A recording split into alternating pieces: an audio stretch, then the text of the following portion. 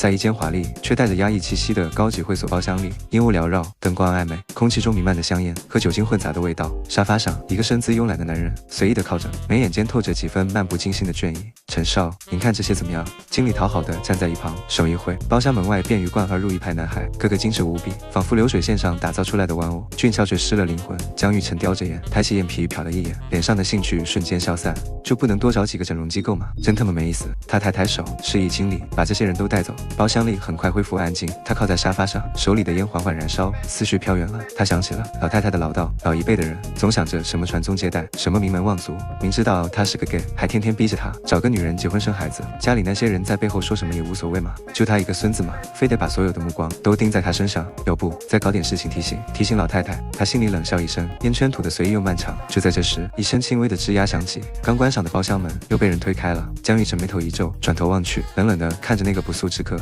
对不起，一个穿着白蓝条纹制服的服务生站在门口，似乎被包厢内的场景吓了一跳，匆忙道歉，但那清冷而带着几分灵动的眸子里丝毫没有抱歉的意思，反而流露出一丝隐晦的厌恶。江玉成的目光一下子被吸引住了，他勾了勾手指，夹着烟示意道歉要有诚意。话音落下，他倒了半杯威士忌，推到桌前，眼神中带着挑衅的意味。喝了我就接受你的道歉。那服务生微微皱眉，站在原地，声音淡淡的中带着挑衅的意味，却透着一丝坚持。对不起先生，会所的规矩，服务生不能喝酒。江玉成轻笑一声，烟雾缭绕间，声音带着丝懒散的压迫。这里我就是规矩。他手指敲了敲沙发靠背，暗示意味再明显不过，要么喝，要么丢了这份工作。服务生名叫陆云，他看着那半杯琥珀色的液体，脸上的纠结与不情愿几乎化作实质，但短暂的挣扎后，他还是上前一步，端起那杯酒一饮而尽，烈酒灼烧着喉咙，刺激的太阳穴突突直跳。陆云放下杯子，面色苍白的再次道歉，先生对不起。然而下一秒，江玉成却突然伸手，一把将他的手臂拽住，轻而易举的把他按在了沙发上。陆云一时不察，挣扎无果，甚至有些头晕目眩。带着烟草和酒气的男人缓缓凑近，手指挑起陆云的下巴，细细摩挲，脸上挂着一抹流氓般的笑。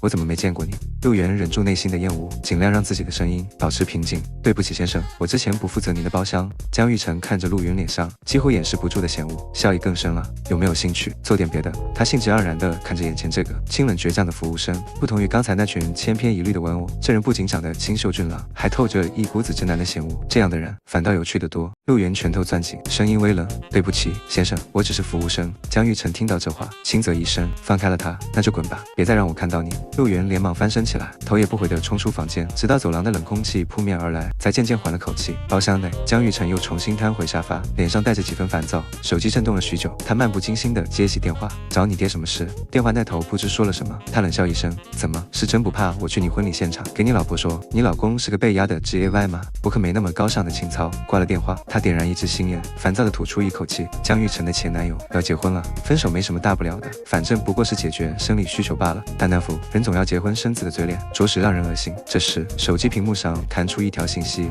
阿成，我知道你不是那种人，我想要你来。江玉成盯着这条没署名的信息，冷笑一声回道，行，你都开口了，我一定到。与此同时，陆源站在洗手间里，借着冷水试图清醒过来。他很少喝酒，刚刚那半杯烈酒却刺激得他几乎反胃。他盯着镜子里自己苍白的脸，苦笑了一下，没钱就得认命。然而休息不过片刻，经理便找到了他。陆源，你在这儿啊？跟我来，江少要见你。陆云脸色瞬间变了，江少是刚才那个包厢的客人吗？对，人家点名要你。经理的语气带着不容拒绝的威严。陆云站在原地，拳头攥紧。经理，我之前说过，我是直的，只做服务生，你也答应过，不会强迫，你还想不想要这份工作了？经理冷声打断他。陆云闭了闭眼，硬生生压下内心的怒意，这份工作他需要。走廊上，江玉成等得有些不耐烦，见经理拉着陆云过来，他勾起嘴角，径直走过去，一把勾住陆云的脖子，把人往外拉。哟，找到了啊！他声音里透着一丝愉悦，似乎找到了什么乐趣。陆云挣扎了一下，却没能挣脱。江玉成凑近他耳边，带着几分笑意说道，放心，不上你。说完，江玉成拉着陆云离开，留下走廊里经理有些发愣的身影。江玉成帅气又嚣张的富家少爷，陆云打工人的命碰上祖宗的劫，两人从这一刻起，孽缘正式拉开帷幕。